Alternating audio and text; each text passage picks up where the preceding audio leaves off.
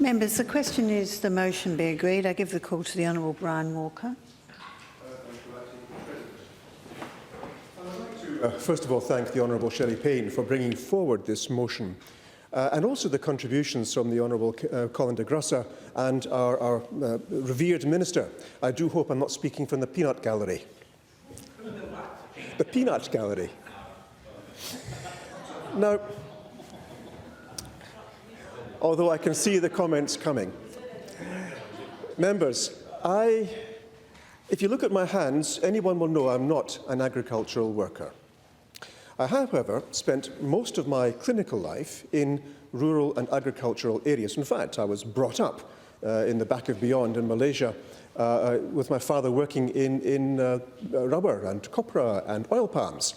So the issues that we face in producing in one of the three main areas of society, that is, of course, health, education and agriculture, is well known to me.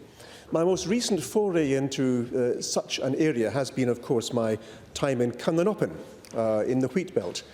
And I can say with absolute certainty that the quality of our farmers in Western Australia is, I believe, second to none. So all respect to those who are farming currently or have been farming or indeed will be farming under very difficult conditions.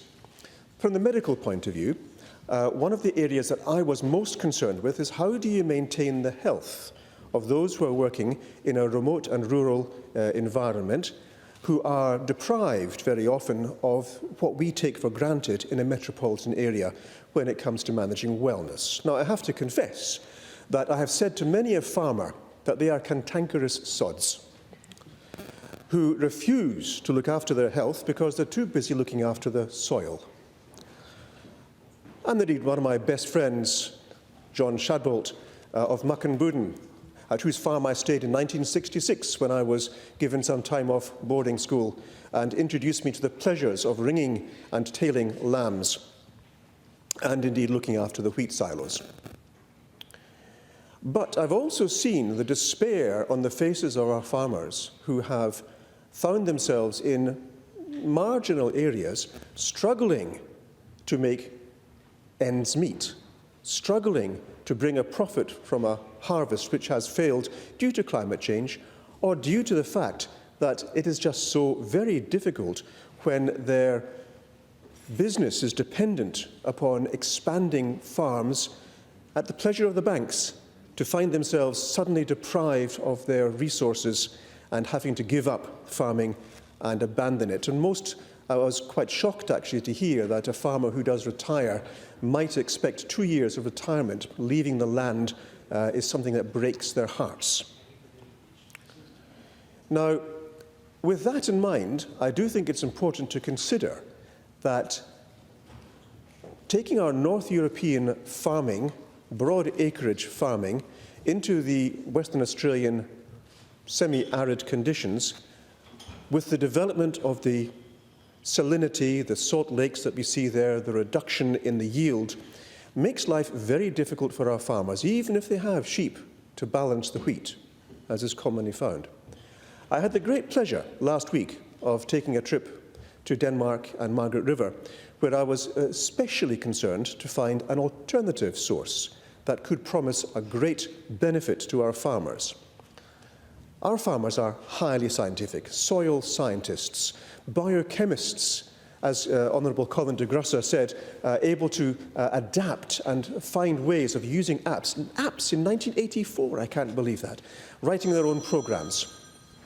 How very innovative and enterprising.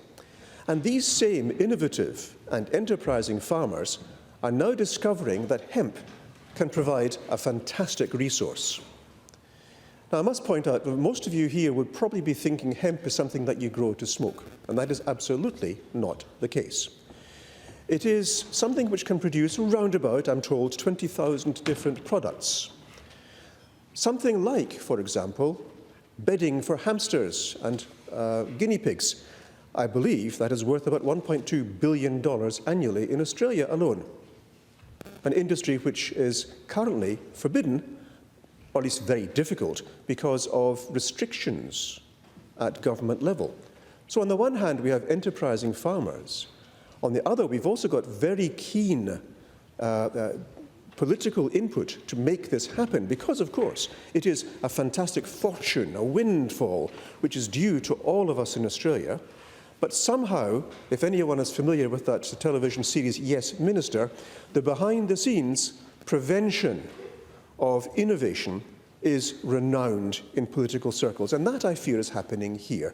I bring this to your attention because it is depriving our nation, indeed our state, of billions of dollars worth of income, taxable income, income which could provide any number of hospitals or support services or facilities which we are lacking just now.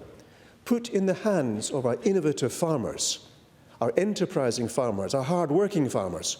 This could actually drive change in our society. What kind of product are we talking about here? Well, apart from, of course, animal feed, it's also capable of producing human feed, omega-3 oils, the hemp seed itself, which could provide a wonderful source of protein with absolutely fantastic capabilities for enhancing our wellness.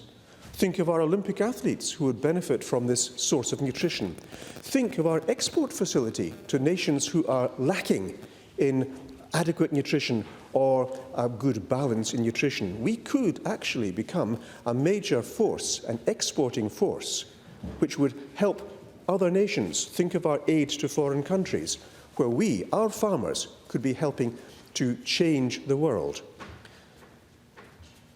On my trip down south, I was amazed at how well they are coping with the difficulties of navigating the impossible terrain of our legislation.